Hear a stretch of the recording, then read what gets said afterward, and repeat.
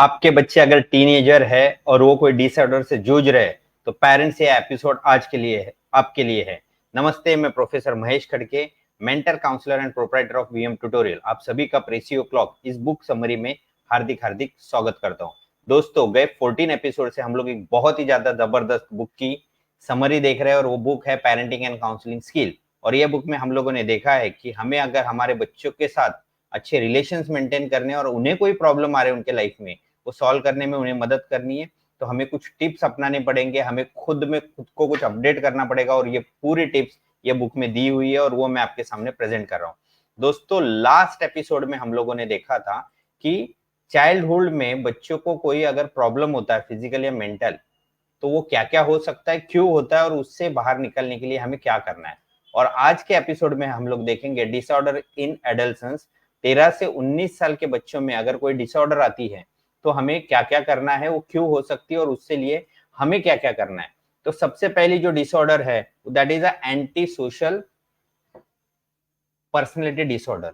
इस डिसऑर्डर में क्या होता है, जो बच्चा है जो नॉर्मल सोसाइटी में रहते वक्त जो एक नॉर्मल बिहेवियर माना गया है, ये नॉर्मल बिहेवियर के ऊपर ही उसका काम होता है। यानी वो जब चार लोगों में जाएगा या सोसाइटी में जाएगा, हम लोग जैसे एक दूसरे को ग्रीट करते हैं, मीट करते हैं, वैसे वो बात नहीं करेगा, उसको अलग ही कोई ना कोई एक्टिविटीज वहां पे करते रहता है। दूसरा, लोगों को उटपटांग बातें बोलना, लोगों को उल्टा जवाब देना, मस्ती करना, मारामारी करना, बच्चों के साथ एक दूसरे को गाली गलौज करना, ये ऐसे टाइप की कुछ चीजें बच्चों में दिखाई देती है। बच्चे बहुत ही ज्यादा एग्रेसिव होते हैं, कभी कभी वायलेंट होते हैं, मस्ती करते हैं, पढ़ाई की तरफ इनका ध्यान नहीं रहता है। और फिर क्वेश्चन आता है कि ये बच्चे ऐसे हुए कैसे। तो सबसे पहले मे बी कभी कभी पाया जाता है कि ये उनका जेनेटिक स्ट्रक्चर जीन्स की वजह से उनके ऊपर है। अगर पेरेंट्स में से कोई या उनके पुराने में से कोई, आइदर मैटरनल साइड और पैटर्नल साइड में से कोई, उनके रिलेशन में किसी का अगर ये बिहेवियर होगा तो मे बी बच्चों में आ सकता है। या घर में ऐसा कोई वातावरण है या उसके घर के आजू बाजू में ये सब चीजें हैं, लोगों मस्ती कर रहे हैं, एक दूसरे को गाली गलौज कर रहे हैं, तो बच्चा एक तो घर में चीजें सीखता है या तो बाहर जाके सीखता है। अगर आपके घर में ऐसा कोई है तो बच्चा सीखेगा, अगर वहां पे नहीं है तो आप चेक करो आपका बच्चा कौन से सर्कल में जा रहा है, वहां पे वो सीख रहा है। दूसरा, बच्चे आजकल मोबाइल देख रहे हैं, टीवी देख रहे हैं और देन ओटीटीज पे बहुत सारे वेब सीरीज दिख रहे हैं और उसके अंदर ये वायलेंस और ये टाइप का बिहेवियर दिखाया जाता है। और बहुत बार बहुत सारे मूवीज में और वेब सीरीज में दिखाया जाता है कि आप कुछ ऐसा हट के काम करोगे तो आपको एक प्रेस्टीज मिलेगी, आपको फेम मिलेगा। इसके लिए मे बी बच्चे इस तरफ झुकने लगते हैं। तो अब पेरेंट्स को क्या करना है, पेरेंट्स को सबसे पहले बच्चों के साथ बात करनी, सबसे पहले बच्चों को सुनो, लिसनिंग करो, हियरिंग नहीं करनी है। लास्ट टाइम मैंने हियरिंग और लिसनिंग का आपको बताया था कि क्या होता है। बच्चों को सुनो, समझो, वो ऐसा क्यों बिहेव कर रहे हैं, उनका सर्कल चेक करो। या कभी कभी हम लोग बहुत बार पेरेंट्स भी बच्चों को डांट देते हैं और कंटिन्यूअसली बच्चों को जब नेगेटिव मैसेज जाता है, नेगेटिव चीजें उसके साथ होती है, तो फिर बच्चा ऐसे एंटी सोशल बिहेव करने लगता है। तो बच्चों को एक पॉजिटिव एटमॉस्फेयर में हम लोग देने की कोशिश कीजिए। उसको कभी ना कभी आउटिंग पे लेके जाइए, उसके साथ गप्पे मारिए, उसको क्या पसंद की चीजें वो देखिए। अगर उस वो कोई नेगेटिव वे में जा रहा है तो उसके साथ कंटिन्यूअसली कम्युनिकेशन कर करके हम लोग उसको पॉजिटिव वे में लेके आ सकते हैं। उसको अच्छे लोगों में लेके जाइए, अच्छा प्रोग्राम उसको दिखाइए, अच्छा मूवीज उसको दिखाइए, जहाँ पे सोशल वर्क हो रहा है ऐसी जगह पे उसको लेके जाइए। धीरे धीरे बच्चा चेंज होगा। आपको वहां पे बहुत ही ज्यादा पेशेंस रखना पड़ेगा। आगे की हम लोग देखते हैं जो डिसऑर्डर है दैट। और आज because of the mobile, because of social media का जो इफेक्ट है उसके वजह से बहुत सारे लोग ये डिप्रेशन के शिकार है। और उसमें से बहुत सारे बच्चे, अब ये डिप्रेशन मीन्स व्हाट, सडनली वो बच्चों को बहुत ही ज्यादा नेगेटिव थॉट्स आने लगते हैं। बहुत ही ज्यादा उसको लगता है मुझे जिंदगी में कुछ भी हासिल करना नहीं, खत्म हो गया। अभी उसके लक्षण में देखेंगे वो चुपचाप बैठने लगता है, या तो बहुत कम खाता है या तो बहुत ज्यादा खाता है, सोता ही नहीं या तो बहुत ज्यादा सोता है। जब भी उससे आप बात करोगे वो आपसे बात करने में इच्छुक नहीं होगा, कोई भी नया काम करने में इच्छुक नहीं होगा, स्कूल जाने में, पढ़ाई करने में, ये सब चीजों में उसको कोई इंटरेस्ट नहीं है। तो समझ लो बच्चा डिप्रेशन में जा रहा है। और ये डिप्रेशन एक दिन में नहीं आता है, कंटिन्यूअसली उसके साथ कुछ ना कुछ नेगेटिव हो रहा है।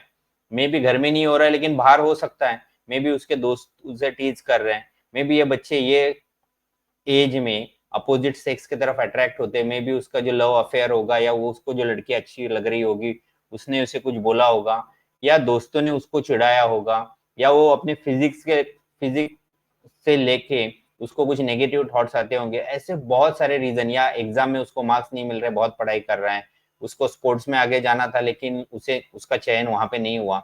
ऐसे बहुत सारी चीजों की वजह से बच्चे डिप्रेशन में जा सकते हैं। तो पेरेंट्स को कंटिन्यूअसली अपने बच्चों को वॉच करना है कि बच्चा कर क्या रहा है। आपको बाहर जाना, काम करना पेरेंट्स जरूरी है, लेकिन बच्चे की तरफ भी ध्यान देना जरूरी है। अब अगर ये हो गया आपका बच्चा डिप्रेशन में है, तो आपको उसको बाहर निकालना है, तो सबसे पहले आप उसको बिहेवियरल थेरेपीज या काउंसलर के पास लेके अलग अलग थेरेपीज से उसको बाहर निकाल सकते हो। और उसके लिए सबसे इंपॉर्टेंट है, घर का जो एटमॉस्फेयर है वो नॉर्मल रखिए, बच्चे से नॉर्मल बातें कीजिए, उसके साथ मिक्स हो जाइए। बहुत बार जब आप सडनली आपको लगता है कि मेरे बच्चे में कुछ प्रॉब्लम है और आपका बिहेवियर ऐसे होने लगता है, तो बच्चे को लगने लगता है मुझ में कुछ प्रॉब्लम है, इसके लिए सामने वाले का बिहेवियर चेंज हुआ। आप जैसे नॉर्मल है वैसे ही रहिए, लेकिन थोड़ा एक्स्ट्रा केयर बच्चे को दीजिए, थोड़ा कुछ वैल्यूज उसके साथ ऐड कीजिए। उसको थेरेपी भी देनी जरूरी है, लेकिन उसके साथ घर का एटमॉस्फेयर, उसके आजू बाजू का सराउंडिंग सर्कल भी अच्छा होना जरूरी है। धीरे धीरे धीरे उसके लाइफ में कुछ चीजें थोड़ी थोड़ी पॉजिटिव कर करके उसको हम लोग डिप्रेशन से बाहर निकाल सकते हैं। आगे के जो डिसऑर्डर है, that one is a substance use disorder. बहुत ही बड़ा प्रॉब्लम है। कोई एक पर्टिकुलर चीज के लिए जब हम लोग एडिक्ट हो जाते हैं और उसके सिवा लगता है कि हम काम ही नहीं चलेगा, that one is known as the substance use disorder. पहले ड्रग्स थे, या शराब होती थी, लिकर होती थी, सिगरेट होती थी, लेकिन आज मैक्सिमम लोग मोबाइल, सोशल मीडिया से एडिक्टेड है। अगर आपके पास मोबाइल नहीं है, या आपका मोबाइल, अगर कोई सेशन आप अटेंड कर रहे हो, मोबाइल साइलेंस में रखा है, तो लोग बार बार मोबाइल निकाल के देखते, किसी का फोन तो आया नहीं, किसी का मैसेज तो आया नहीं है, और लोग चुपचाप नहीं बैठ सकते हो। And this one is a symptom of substance use disorder.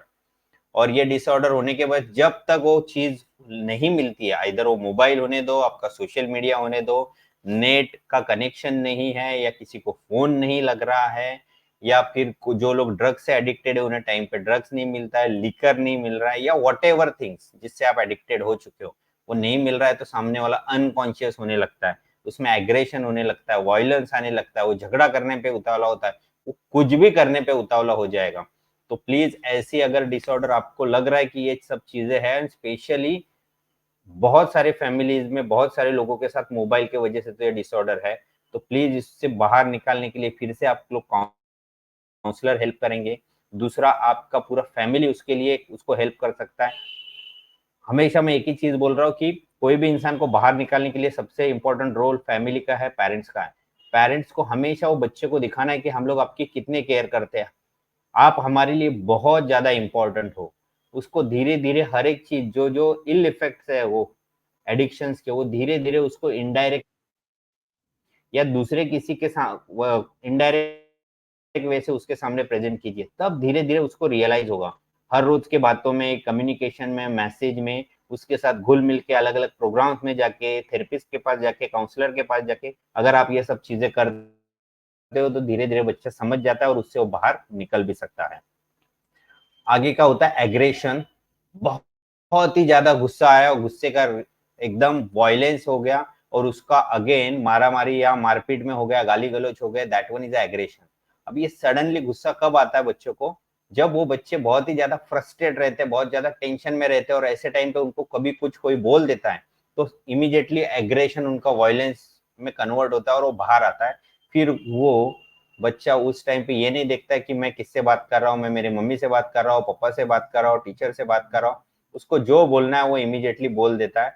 बाद में मे भी उसके बहुत सारे बुरे इफेक्ट होंगे, लेकिन उस समय उसको कुछ नहीं समझ में आता। और आज हम लोग देख रहे हैं, आज के सोसाइटी में आफ्टर कोविड बच्चों के अंदर ये एग्रेशन बहुत ज्यादा बढ़ चुका है। बच्चों में अभी पेशेंस नहीं, इवन बड़े लोगों में भी पेशेंस नहीं। जब से मोबाइल आ गया और इसका बहुत ज्यादा यूज हो रहा है, पेशेंस कहीं पे तो खत्म होते जा रहा है और एग्रेशन बढ़ रहा है। अगर इमीडिएटली कोई चीज नहीं मिलती है, तो लोग चुप नहीं बैठते, इमीडिएटली हाइपर हो जाते हैं, और उसका अगेन कन्वर्जन एग्रेशन में हो जाता है। बट इसके वजह से आपका बीपी हाई हो सकता है, आपको मेंटल डिसऑर्डर्स हो सकते हैं, फ्रस्ट्रेशन आ सकता है, टेंशन में जा सकते हो, डिप्रेशन में जा सकते हो, बहुत सारे प्रॉब्लम होते हैं। तो अब इससे बाहर कैसे निकालने का? पहले ना पेशेंस रखना आप सीखो। पेशेंस एक दिन में नहीं आएगा, उसके लिए आपको कुछ ब्रीदिंग की एक्सरसाइज खुद करनी पड़ेगी और आपके बच्चों के साथ भी करनी। उनको भी सिखानी पड़ेगी। ब्रीदिंग इन ब्रीदिंग आउट, ये एक जो एक्सरसाइज है आंखें बंद करके, या उसको उल्टा काउंट करना सिखाना है 10 से लेके 1 तक, 10, 9, 8, 7, 6। जब भी गुस्सा आएगा ये एक्टिविटीज बच्चों को दीजिए, लिटिल बिट मेडिटेशन कीजिए, उसको अच्छे एटमॉस्फेयर में लेके जाइए, एक स्पिरिचुअल एटमॉस्फेयर जहाँ पे होगा, आप जो भी गॉड को मानते हो बच्चे को वहां तक लेके जाइए। धीरे धीरे ऐसे एटमॉस्फेयर में जाता है तो उसके अंदर एक पॉजिटिविटी आएगा, उसके अंदर पेशेंस आएंगे। उसको समझाइए कि सब चीजें इतनी सडनली नहीं मिलती है, पेशेंस रखना बहुत ज्यादा जरूरी है। उसको सक्सेसफुल लोगों की स्टोरी सुनाइए और उनको उनका स्ट्रगल बच्चे को आप सुनाइए, उन्होंने कितने पेशेंस रखे और आज उनको सक्सेस मिला। ये सब चीजें धीरे धीरे बच्चों को समझाएंगे तो मे भी बच्चों का एग्रेशन कम हो सकता है, लेकिन ये बहुत ज्यादा हो रहा है तो आपको काउंसलर की वहां पे हेल्प लेनी चाहिए और वो लेके अपने बच्चे का एग्रेशन कम करना चाहिए। तो पेरेंट्स ये जो 4 डिसऑर्डर दिए आपके बच्चों में, आपके आजू बाजू में किसी सर्कल में अगर आपको ये दिख रही है तो प्लीज प्लीज उनको बताइए कि उनको काउंसलर के पास बच्चों को लेके जाना है, या मैंने जो यहाँ पे आपको चीजें बताई है उसके ऊपर अमल करने को बोलिए, या तो ये जो बुक है उनको बोलिए बुक परचेज कर लो, इसको रीड करो, इसमें बहुत ही अच्छी टिप्स दी हुई है, उसको आप अमल करो तो आपके बच्चे का ये डिसऑर्डर्स कम होंगे और आपकी फैमिली में सुख शांति लौट के आएंगे। आज हम लोग यहीं पे रुकते हैं, कल हम लोग बात करेंगे इंटरपर्सनल रिलेशनशिप में। लेकिन जाने से पहले मेरी आप सभी से दरखास्त है, अगर ये मेरे वीडियोस आपको अच्छे लग रहे होंगे तो इसको लाइक कीजिए, शेयर कीजिए, कमेंट कीजिए, मेरे चैनल को जरूर सब्सक्राइब कीजिए। हमारा इंस्टाग्राम और फेसबुक पेज है वीएम ट्यूटोरियल, उसको फॉलो जरूर कीजिए। मेरे एक एपिसोड सुन के अगर आपको लग रहा है कि आपके फैमिली में कोई इश्यू है, आपके आजू बाजू में कहाँ पे इश्यू है, तो मुझे कमेंट जरूर कीजिए, आपके प्रॉब्लम सॉल्व करके मुझे खुशी जरूर होगी। जाते जाते सुबह सूरज उगने से पहले जरूर उठिए ताकि आपको 2 घंटे एक्स्ट्रा मिलेंगे जिसमें आप काम करके दुनिया से 2 कदम आगे रहोगे। सुबह उठते ही 40 मिनट की फिजिकल एक्सरसाइज कीजिए, आप फिजिकली फिट रहोगे। 10 मिनट का मेडिटेशन कीजिए, आपका माइंड फिट होगा। और मेडिटेशन के बाद जो कुछ आइडियाज आपको आते हैं वो आइडियाज को लिख के रखिए, रात को सोने से पहले और सुबह उठते ही आइडियाज को जरूर पढ़िए। हम हमारे क्लास में ये सब एक्सरसाइज बच्चों से कराते हैं, उनको ये सब चीजें बताते हैं और बच्चों का एग्रेशन कम करने के लिए हम लोग हमेशा एक्टिविटीज करते रहते हैं। ये ट्राइड एंड टेस्टेड टूल्स मैं आपको बता रहा हूँ, तो प्लीज प्लीज प्लीज इसको अप्लाई कीजिए और आपके घर में शांति और समाधान लेके आइए। थैंक यू, आज यहीं पे रुकते हैं, कल फिर मिलते हैं नई चीजों के साथ। धन्यवाद।